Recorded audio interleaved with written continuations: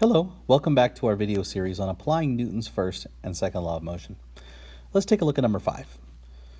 It describes two masses connected by a string hanging over a pulley, where mass 2 is greater than mass 1.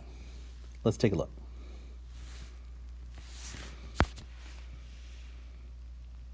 Please pause the video if you have not yet copied down the picture. Okay. Let's take a look at the forces involved on each mass. Since there's a rope connecting both masses, we would draw tension going up the rope and weight going down the rope. But instead of mg, we would need m1g and m2g. Notice how tension pulls up on both masses.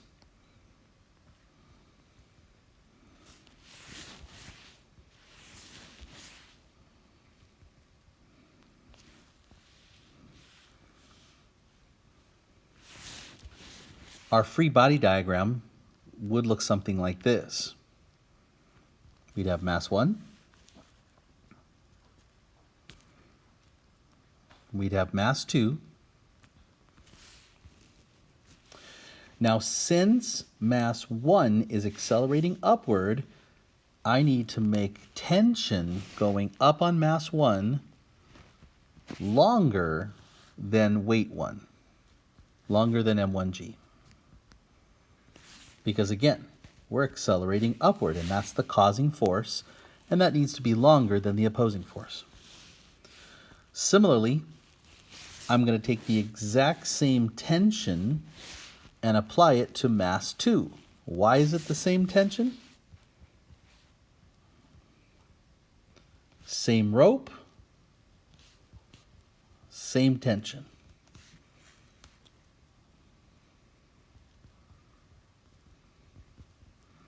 Therefore, the magnitude or the amount of tension is the same as well. This time, I'm going to make weight 2 longer.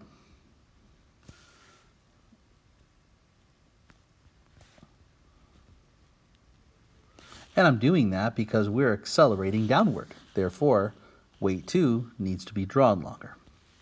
This would be our free body diagram that describes the scenario going on.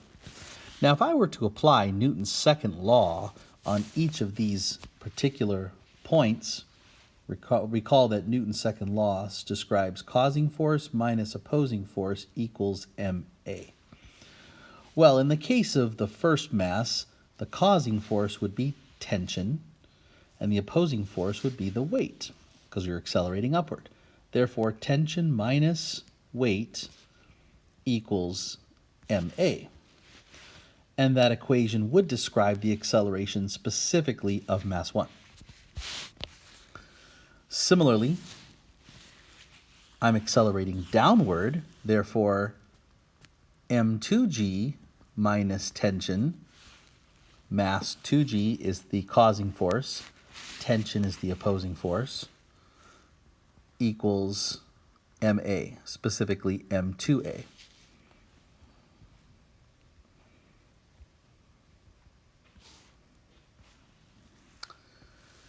Now, if I'm looking to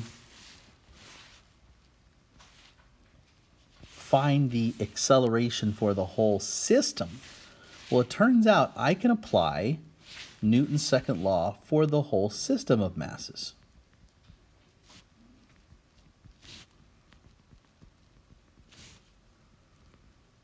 And it turns out it's the same concept with a small twist.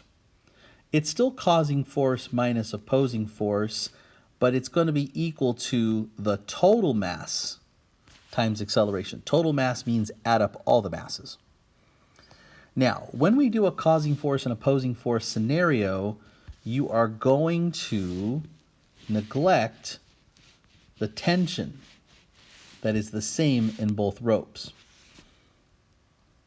We see that it algebraically cancels out if we were to add this value over to M1A and then substitute that in place of tension over here. it algebraically has a canceling effect. And if we look at it conceptually, you have the same force pointing right at each other along the rope. It's going to cancel out. So when we apply Newton's second law for the system, you're going to use forces other than the tension in between two masses. The force could be the weight, if that's causing or opposing acceleration. It could be friction, if that's causing or opposing acceleration, although friction's always going to oppose acceleration. It could be an applied force. If an applied force is causing acceleration, it's going to be forces other than tension. The only time tension is going to be a possible causing or opposing force of a system is if you have more than one rope. One rope connecting the two masses and then another rope lifting the two masses or dragging the two masses. That would be the exception. But any rope that connects two masses, we're going to neglect that tension in the Newton's second law equation for the system. So here's how it looks. The ultimate causing force of acceleration would be mass 2g.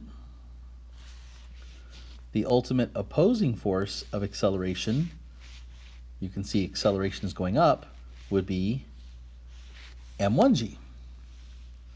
Therefore, m2g minus m1g equals the total mass, which would be m1 plus m2 times a. This equation here models the acceleration of two masses that are connected by a rope hanging over a pulley.